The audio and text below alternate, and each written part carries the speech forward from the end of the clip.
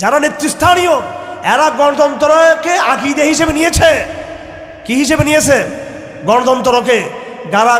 যারা গণতন্ত্রকে আকীদা হিসেবে নেয় নাই, এমনি চর্চা করতেছে, তাদের ব্যাপারে হয়তো একটু তাবিল চাবিল করে ইয়ে করা যাবে। এই দেশে কিছু লোক ফতোয়া দিচ্ছে গণতান্ত্রিক ভাবে নির্বাচন হচ্ছে শ্রেষ্ঠ জিহাদ। এই ইসলামের বাংলাদেশ মুখের কথায় হবে না। রাসূল করিম সাল্লাল্লাহু আলাইহি ওয়াসাল্লাম জাহিলি মদিনাকে সোনার মদিনা কি মুখের কথায় হয়ে গেছে? মসজিদে দোয়ার মাধ্যমে হয়ে গেছে। রক্ত দিতে হয় নাই, ঘাম ঝরাতে হয় নাই, মাথার খুলি ভাঙতে হয় নাই, পা রক্তে জুতা মোবারক আটকাইতে হয় নাই, দান মোবারক শহীদ হইতে হয় নাই।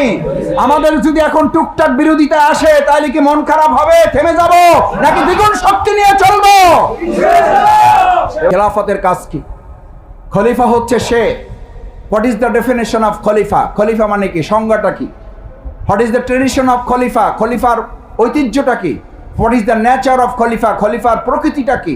What is the structure of খলিফা? খলিফার গঠনটা কি? খলিফা has tradition to break the existing customs of the society. খলিফার কাজ হচ্ছে এই পুরাতন বস্তা পচা সমাজ ভেঙে এখানে নতুন একটা সমাজ আমাদেরকে গড়ে তুলতে হবে। এটা কি আমরা রাজি আছি সবাই? ইনশাআল্লাহ দেখি আমরা পারবো ইনশাআল্লাহ খেলাফতের এই দায়িত্ব পালন করতে। আল্লাহ আপনি হাতগুলো কবুল করেন। আল্লাহ হাতগুলা কাল কিয়ামতের দিন দেখে আমাদেরকে মাফ করে দিয়ে জান্নাতে নসিব করেন। আমরা যেন খেলাফতের এই দায়িত্ব পালন করতে পারি। সকলে বলেন আমিন।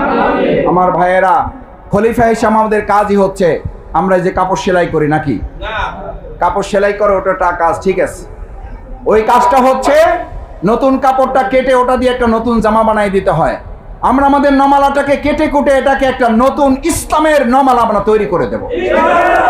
আমাদের বাউফলটাকে কেটে কুটে আমরা সংস্কার করে একটা নতুন ইসলামের বাউফল তৈরি করে দেব। বাংলাদেশকে কেটে কুটে সংস্কার করে ইসলামের বাংলাদেশ এবার আমরা তৈরি করব। এটা হচ্ছে খলিফা।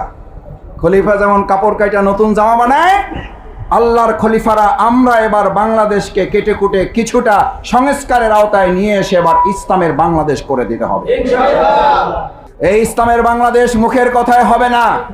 রাসূল করিম সাল্লাল্লাহু আলাইহি ওয়াসাল্লাম জাহিলি মদিনাকে সোনার মদিনা কি মুখের কথায় হয়ে গেছে? মসজিদে দোয়ার মাধ্যমে হয়ে গেছে। রক্ত দিতে হয় নাই, ঘাম ঝরাতে হয় নাই, মাথার খুলি ভাঙতে হয় নাই, পা রক্তে জুতা মোবারক আটকাইতে হয় নাই, দান মোবারক শহীদ হইতে হয় নাই। আমাদের যদি এখন টুকটাক বিরোধিতা আসে তাহলে কি মন খারাপ হবে? থেমে যাব নাকি দ্বিগুণ শক্তি নিয়ে চলবো? এবার কথা উঠতে পারে।